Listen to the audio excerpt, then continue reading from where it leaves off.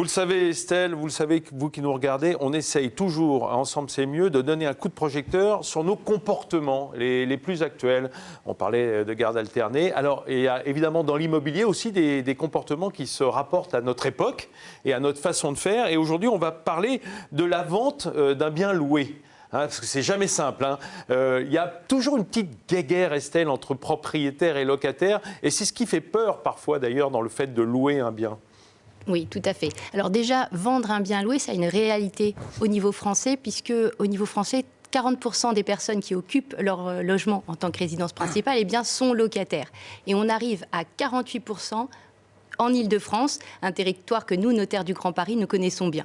Et le chiffre s'accentue encore, puisqu'à Paris, on est à 61% de locataires. Plus de la moitié. Voilà, de locataires.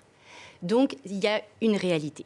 Alors, lorsqu'on veut vendre un bien loué, il y a deux cas de figure possibles. Soit vendre le bien libre, soit vendre le bien loué. Quand vous dites vendre le bien libre, ça veut dire mettre dehors le locataire. Pas exactement. Non, mais c'est un peu quand même l'idée qu'on en a.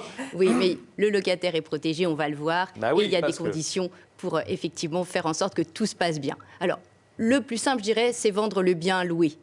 Donc là, on se pose plutôt du côté de l'acquéreur, il doit avoir un certain nombre d'informations. Eh bien, comme le bail, il doit se procurer le contrat de bail, connaître le montant actuel du loyer, compte tenu de l'existence de procédures, d'impayés, le montant du dépôt de garantie et également les garanties qui peuvent être liées au bail. Et puis évidemment, le futur loyer du nouveau propriétaire est super encadré. Voilà, exactement, puisqu'on a un encadrement des loyers, notamment à Paris, qui est remis au goût du jour depuis le 1er janvier. Ouais, depuis le 1er juillet, pardon. On n'a pas le droit, si on acquiert un bien immobilier, tout d'un coup de faire une augmentation du loyer de celui qui est déjà en place. En revanche, c'est peut-être possible si on change de locataire. Oui, alors il y a des conditions très strictes. Donc là, que ce soit le bail initial ou les conditions ultérieures, je vous conseille de prendre attache avec votre notaire qui sera à même de vous donner toutes les informations à ce sujet. Là aussi, c'est sur mesure. Voilà, exactement. Alors, comment va se passer la vente ? Eh bien, la vente va bien se passer.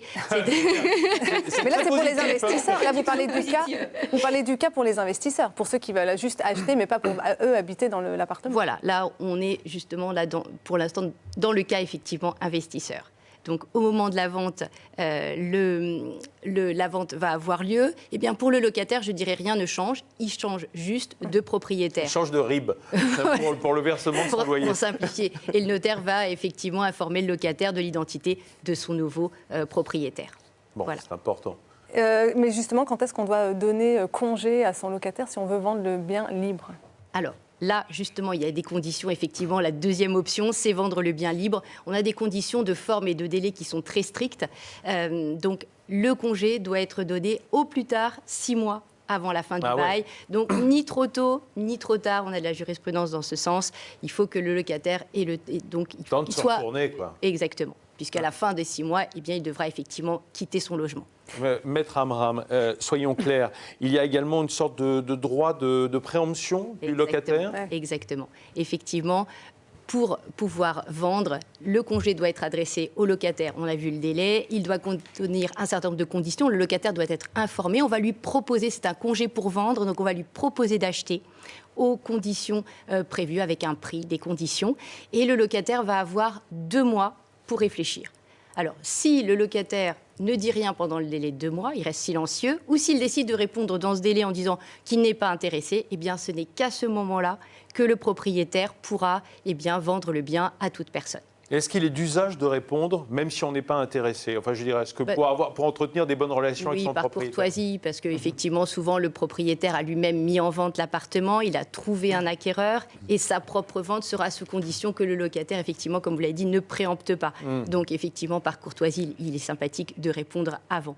Et effectivement, dans ces cas-là, le locataire peut décider d'acheter aussi. Et dans ces cas-là, quand le locataire décide d'acheter, eh bien, la vente va se faire naturellement à son profit. Alors, j'ai une question un petit peu tordue, mais si je suis vendeur de mon bien loué, est-ce que je dois transmettre une fiche de renseignement sur mon locataire au nouveau propriétaire ? Parce qu'on peut filer des mauvaises affaires, des mauvais payeurs ou des gens qui font des nuisances dans l'immeuble, choses comme ça. Donc il y a une fiche signalétique du Alors, locataire. la fiche de renseignement informelle, en fait, elle va résulter d'un certain nombre de documents, documents que le notaire va aider l'acquéreur à avoir et qui va lui donner toutes les explications pour qu'il ait toutes les informations utiles et un éclairage. Donc c'est essentiellement le contrat de location, ça va être les éléments sur le loyer actuel et puis après c'est les déclarations du vendeur pour savoir si effectivement il y a des impayés ou pas. Mais en général, on demande les quittances. Donc, grâce aux quittances, si on a les 3 dernières quittances de loyer, ça veut dire qu'au moins, depuis 3 mois, le locataire paye régulièrement son loyer. Parce qu'on peut avoir un beau bien immobilier puis se faire refourguer un locataire moyen, on peut dire. Hein. Ben oui, c'est le jeu. C'est la vie. Qu'est-ce que vous voulez? Merci beaucoup, Maître Amram. Je rappelle qu'on a un partenariat avec les notaires du Grand Paris dont on ne peut que se féliciter. Et vous féliciter par la même occasion, vous et vos confrères. Je vous remercie de nous recevoir. Non, ça nous fait très plaisir. Puis